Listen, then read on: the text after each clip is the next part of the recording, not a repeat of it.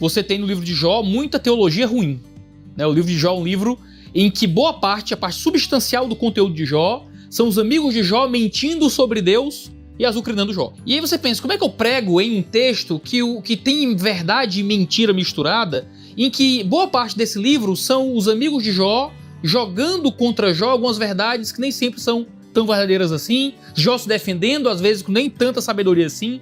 Como é que eu prego em um texto que está errado? Não porque a palavra de Deus está errada, mas porque aquilo que aquele personagem está dizendo é escrito para que a gente saiba que é errado. É como um pecado registrado na escritura. Parte do discurso que inunda o livro de Jó é Deus mostrando pra gente: esse é o discurso de alguém que não me entendeu, de alguém que não entendeu o que é o sofrimento. São os amigos de Jó discursando ali. O texto também é difícil de pregar porque o livro de Jó é muito verborrágico. Você tem muito texto, muito conteúdo, muita fala para transmitir verdades às vezes muito pontuais sobre o livro de Jó. Mas havia algo pior que fazia o livro ser difícil de ser pregado na igreja. É que o livro de Jó é intragável. É contraintuitivo. É um livro onde Deus provoca o diabo. Não é o contrário, às vezes a gente lembra o contrário, né? Para deixar o texto mais palatável. Mas Deus provoca o diabo para prejudicar a vida de Jó, a fim de provar pro diabo a fidelidade de Jó. E é um negócio meio complicado, porque, puxa, Jó tava vivendo a vida dele de boa, crente, amando ao Senhor, fazendo tudo certinho, e Deus é quem toma a iniciativa de desgraçar a vida daquele pobre coitado. E aí Jó,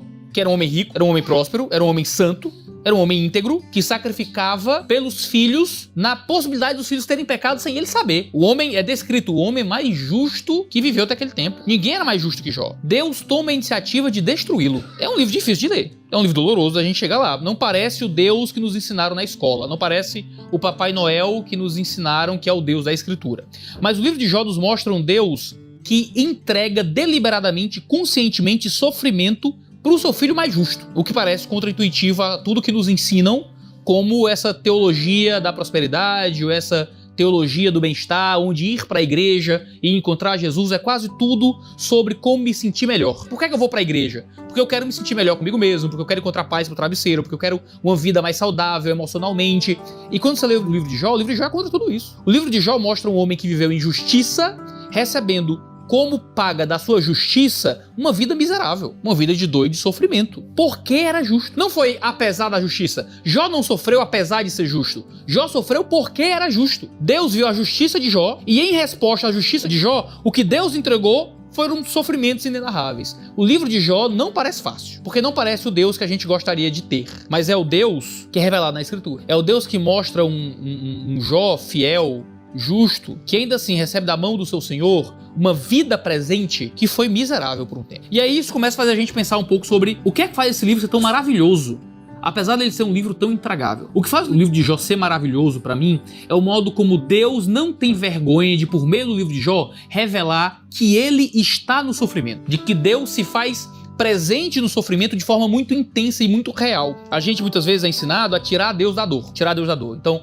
quando as coisas dão errado, quando a doença vem, quando a pobreza vem, quando a tristeza vem, quando as coisas parecem não funcionar, o que a gente faz? Foi o diabo, foram as circunstâncias, foi o azar. Deus não tem nada a ver com isso. Deus é quem me traz o bem-estar. Então, se eu tô numa situação difícil, é porque Deus está longe. Então, para eu ficar bem, eu tenho que me aproximar de Deus, porque Deus está longe. E foi quando Deus se aproximou de Jó que a vida de Jó ficou mais difícil. Porque, no fim das contas, o livro de Jó nos mostra e nos lembra que essa vida, desse lado da eternidade, é uma vida que significa muito pouco diante daquilo que a gente recebe por meio dos instrumentos amargos de Deus para valorizar mais a outra vida. A grande mensagem do livro de Jó é de que Deus usa o sofrimento terrível que cai sobre aquele homem para que Jó visse Deus mais profundamente. O que Jó não sabia é que, à medida que ele vai fazendo um monte de perguntas difíceis e complicadas ao longo do livro, é que quando ele encontrasse o Senhor, aquelas perguntas não significariam mais nada. E aquelas perguntas não teriam nenhum sentido, porque ver Deus já respondia tudo. Jó pergunta: por que é que eu tô sofrendo? Qual foi o meu erro? Qual foi o meu pecado? Por que é que Deus me permite passar por isso? Por que é que Deus não me mata logo? E quando eu encontrar Deus, eu vou colocar Deus na parede e ele vai me responder. E às vezes a gente tem essa conversa, né? Quando você encontrar Deus, o que é que você vai perguntar pra ele no último dia? O livro de Jó nos diz que quando encontrarmos Deus não vamos perguntar nada. Porque ver Deus já vai ser resposta bastante. Porque encontrá-lo já vai responder tudo. Porque tê-lo já é resposta para todos os mistérios desse lado da eternidade, daquilo que não entendemos. O livro de Jó é poderoso porque o livro de Jó nos mostra um sofrimento injusto. Jó não fez por merecer aquilo. Às vezes a gente tenta achar razoabilidade. Não, Jó sofreu aquilo porque Jó, na verdade, era pecador e todo pecador merece sofrimento mesmo. E nenhum de nós escapa do sofrimento desse lado da vida, faz parte e tal. Ok, mas o que o livro de Jó quer nos dizer é outra coisa. Às vezes a gente olha para a Bíblia de forma muito sistemática. Então a gente olha a partir de Romanos, a partir das grandes revelações sobre o pecado do homem, e a nossa resposta para o problema do mal é: bom, o homem sofre porque o homem é pecador e merece sofrer, e é isso aí. Ok, essa é parte da resposta. Mas o livro de Jó quer nos dar uma resposta diferente. O livro de Jó nos mostra um sofrimento que é injusto. É injusto que Jó sofre. Jó não merecia aquilo. Essa é a mensagem do livro. Ainda assim, Deus foi gracioso em fazer Jó passar por tudo aquilo.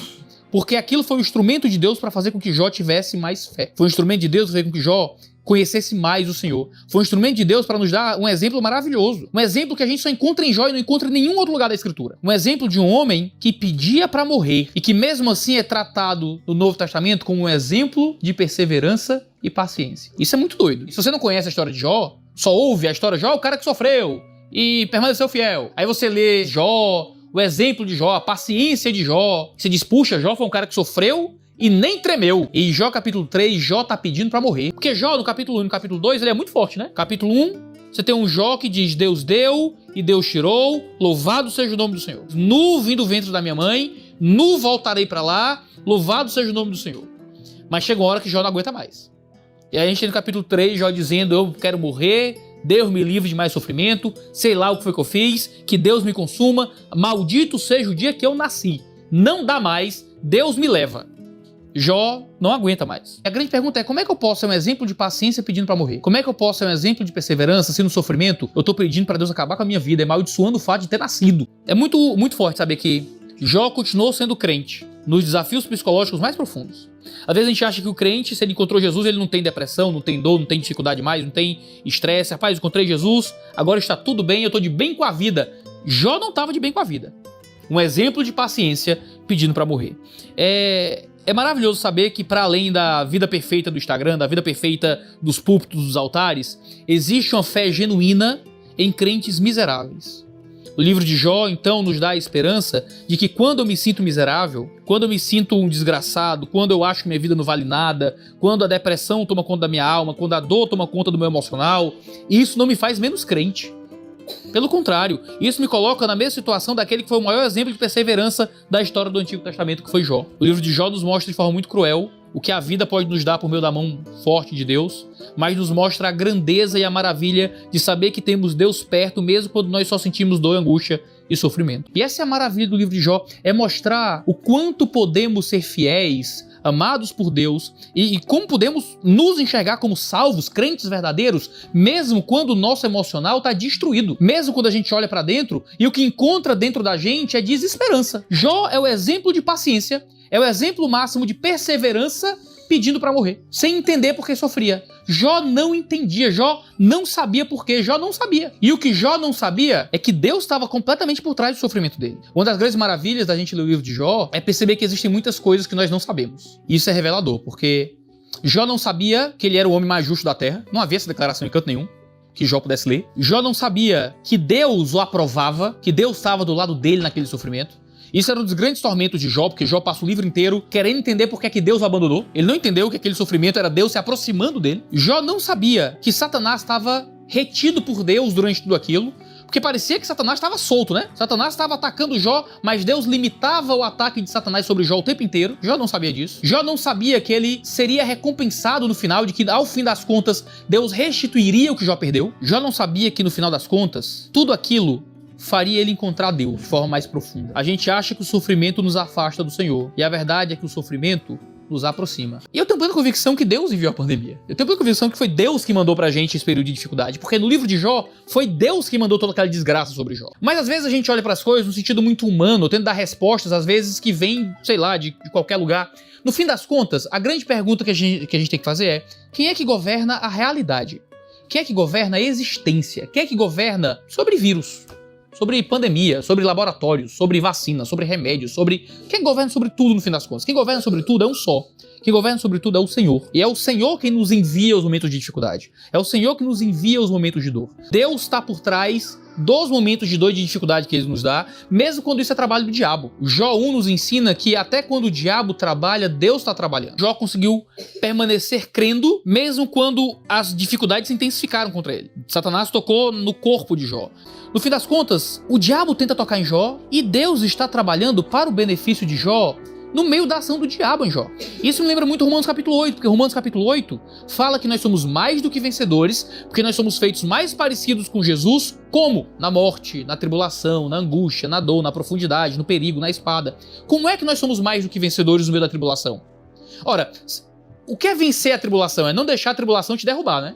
Como é que eu venci a batalha contra o diabo? Ele não me derrubou. Só que nós não somos só vencedores, somos mais que vencedores. Por quê? Porque nós não simplesmente não sucumbimos com a tribulação por causa da ação de Deus, mas nós somos aperfeiçoados pela tribulação. A tribulação se torna a ação de Deus para o nosso bem. Não porque amamos a dor, não porque amamos o sofrimento, não porque amamos a dificuldade, nada disso. Se a gente pode fugir e evitar o sofrimento, a gente foge. Mas quando o sofrimento se torna inescapável, aquilo que o sofrimento gera em nós é a ação de Deus para o nosso benefício, para nos tornarmos mais parecidos com a imagem de Jesus. Por isso que o modo como o livro de Jó nos mostra Jó como um servo justo que sofre, nos lembra justamente a história do nosso Salvador, que é um Jó muito perfeito, muito melhor.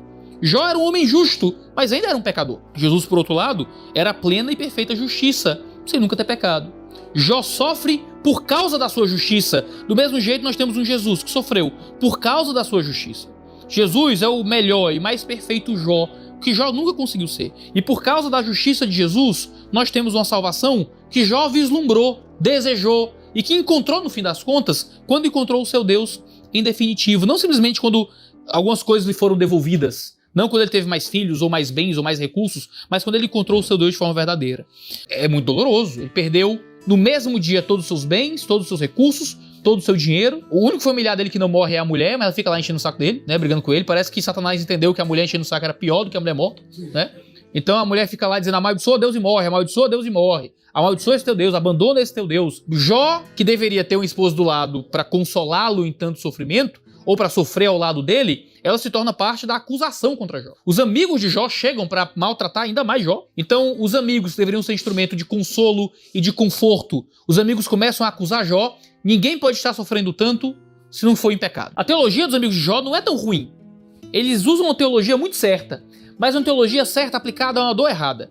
Às vezes a gente acha que a teologia salva todos os nossos problemas emocionais, e a verdade é que mesmo com a teologia certa, às vezes tudo que os outros precisam é da possibilidade de chorar e de sofrer. Vocês não têm a compaixão de me deixar sofrer, Jó diz para os seus amigos. Às vezes, quando a gente está diante da dor dos outros, a dor dos outros às vezes faz as pessoas saírem um pouco do caminho e perguntam por quê. Até o maior dos calvinistas, no meio de sofrimentos terríveis, às vezes pergunta por quê, como é que Deus permitiu isso comigo. A maior falta de compaixão às vezes é corrigir o grito da angústia. Às vezes a maior falta de compaixão é tentar teologizar a palavra de dor que é dita ao vento. Às vezes na dificuldade a gente sofre, e durante a dificuldade não é a hora de teologizar. Quando a pessoa perde o ente querido e quer pular junto no caixão, quando a pessoa se desespera na doença e na dor, a palavra de Deus não diz: corrija a dor dos que choram. É isso que Tiago diz. Corrija a dor do que sofre. Deus não é soberano, então sofrer por quê? Deus não está no controle, então por que você está chorando, irmão? Levante a cabeça. Não, chora com quem está chorando. O cara está chorando, é dor, é dificuldade, chora.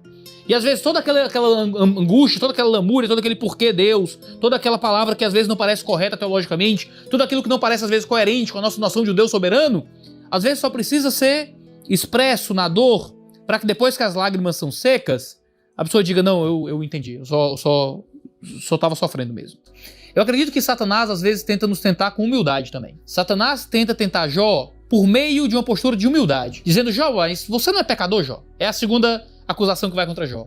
Jó, se você está dizendo que está sofrendo, que o sofrimento não é por causa do seu pecado, mas você é pecador, Jó. Se você é pecador e está sofrendo, teu pecado tem nada a ver com isso? Claro que teu pecado tem alguma coisa a ver com isso. Claro que você está dizendo, Jó, que você não pecou? E o que é que Satanás queria fazer contra Jó? Queria deixar Jó tão humilde, mas tão humilde, ao ponto de tirar de Jó a força e a esperança de de sobreviver. Às vezes o que Satanás quer é que a gente descreia de nós mesmos tão profundamente que a gente não tenha mais esperança de que a gente pode permanecer, que a gente pode aguentar e continuar. Às vezes existe um tipo de humildade que é maligna. Existe uma humildade que é terrível. Não, eu tô sofrendo é porque eu mereço mesmo. Não, eu tô sofrendo é porque eu sou pecador mesmo. Não, eu tô sofrendo, Deus vai acabar comigo mesmo. Que eu mereço tudo isso. Eu fiz por onde tudo isso. E Deus não queria que Jó dissesse que fez por onde. Jó não queria que Deus soubesse. Jó só queria que Deus só queria que Jó permanecesse. A gente passa tempo demais tentando achar a justificativa, a racionalização. Por que eu tô sofrendo tanto? Por que tá doendo tanto? E a melhor resposta é, às vezes eu não sei. Eu sei que a gente vive debaixo do mundo de pecado, eu sei que a gente vive debaixo do mundo de dor, de sofrimento, mas eu não sei por quê. Eu não faço a menor ideia, irmão. Por que isso tudo? Sei não. O que é que Deus quer me ensinar, pastor? Eu não sei. Às vezes não tem uma relação de causa e efeito direto e Deus quer lhe ensinar, eu tô sofrendo isso pra aprender tal coisa diretamente. A certeza que eu tenho é que todo sofrimento, toda dor, é um instrumento para nos fazer mais parecidos com o servo que sofreu. A certeza que eu tenho é que toda dor e todo sofrimento, seja ele vindo de fora para dentro ou de dentro para fora, sejam dores que vêm de agulhas externas ou de batalhas internas na nossa alma, toda dor que vem sobre a nossa vida é um instrumento de Deus para nos fazer mais parecidos com Jesus Cristo. Então eu não sei exatamente o que é que Deus quer te ensinar com essa dor específica. Qual é a lição exata que você vai tirar desse sofrimento? Porque tem sofrimentos que não tem lição, entendeu? Tem sofrimento que não tem lição. Qual é a lição que você tira do estupro? Sei lá. Qual é a lição? Olha pelo lado bom. Qual é o lado bom que você olha? Qual é a lição que fica quando você é abusada? Não tem lição. Às vezes você só sofre. Às vezes só dá errado. Às vezes só é uma desgraça mesmo. Qual é a lição que você tira da dor? Não tem uma lição direta. Não tem uma aula que você vai tirar diretamente daquele sofrimento. O que há é uma mudança e uma transformação que existe dentro de você através da perseverança, através de continuar, através de crer contra qualquer circunstância. O livro de Jó é maravilhoso porque nem sempre minha teologia é o bastante para lidar com os problemas emocionais do meu sofrimento. Porque eu tenho minha teologia. Eu sou um pastor, fui pro seminário, eu escrevo livros. Você espera que eu tenha respostas, né? E as respostas que eu tenho, às vezes tão certinhas e tão lógicas como são, não são suficientes quando a dor começa a doer demais. Às vezes a explicação técnica e teórica e teológica não é o bastante para fazer parar de doer. Continua doendo. E eu faço o que com minha teologia quando a dor continua? Eu preciso de um livro bíblico, de uma teologia de fato, que me faça lidar com o sofrimento quando ele é um mistério. O livro de Jó é isso. É sofrimento injusto, é um sofrimento misterioso, é um sofrimento que não tem explicação, que só vai ser explicado com a visão beatífica, quando Jó vê Deus. E quando Jó vê Deus, Deus não dá nenhuma resposta para Jó. Deus faz mais perguntas para Jó no final do livro. E para Jó foi o bastante, porque ele viu Deus. Eu quero ver o que Jó viu. E se para ver o que Jó viu, eu precisar perder tudo, eu acho que vale a pena. Se para ver o que Jó viu, eu passar pela doença, eu passar pela depressão, eu passar pela dor, eu passar pelos períodos longos de desesperança, se para ver o que Jó viu, eu precisar sentir o que Jó sentiu, o livro de Jó tá aí para dizer que vale a pena. Mesmo quando a gente não entenda. Mesmo quando o sofrimento perdura por muito tempo. Mesmo quando a dor parece sem explicação. No fim das contas, a nossa oração tem que ser a oração de Jó.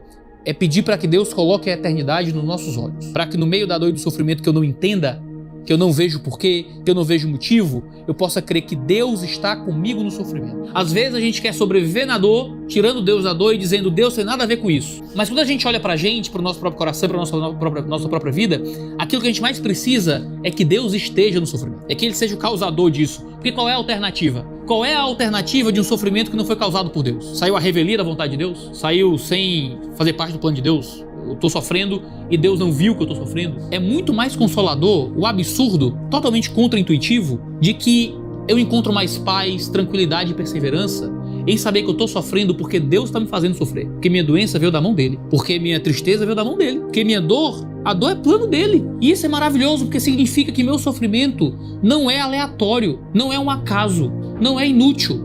Deus está trabalhando em mim, mesmo quando parece que é o diabo que tá me tocando. Porque Deus trabalha, mesmo quando é o diabo que trabalha. Para alguns esse Deus é o diabo. Para alguns um Deus que causa dor e sofrimento. Eu não quero seguir um Deus como esse. Mas eu quero seguir o Deus de Jó. Eu quero seguir o Deus de Paulo, o Deus de Cristo. Eu sigo um Cristo que morreu numa cruz. A gente não segue a religião de um vencedor militar. A gente não segue a religião de um Deus intocado. Nós seguimos a religião de um Deus que foi assassinado numa cruz. Que quando volta, ressurreto, com o corpo glorificado, ainda mostra mãos com cicatrizes para os seus discípulos. Quando louvamos a Jesus ainda hoje, nós adoramos a um Deus que tem feridas. Nós adoramos a um Jesus que ainda tem cicatrizes. Isso deveria marcar a forma como a gente interpreta o próprio cristianismo. Não é a religião dos vitoriosos, não é a religião dos poderosos, dos prósperos e superiores. Não é a religião dos que estão bem. O cristianismo é a religião dos que estão mal da cabeça. O cristianismo é a religião de quem tá precisando de ajuda. É a religião de quem não tá 100%. Mas é maravilhoso, porque ele mesmo disse que ele não veio pros saudáveis. Ele não veio pros sãos. Ele veio justamente para aqueles que não são. Ele veio justamente para aqueles que precisam. Nós somos todos doentes. Por isso que é a maravilha a ideia da igreja como um grande hospital, né? Acho que é mais do que isso. A igreja é um necrotério ali, sabe? A gente já é um bando de morto, já tá, acabou. Já tá em putrefação, é um bando de Lázaro que ele chamou pra fora. A gente não é só um hospital. É um grande quitanda de causas perdidas. Mas ainda assim, ele nos encontra, nos salva, nos ama, nos traz pra si, nos dá uma boa dose de sofrimento desse lado da eternidade. Mas é bem menos do que merecemos. E é muito forte aquilo que ele opera em nós no meio da dor.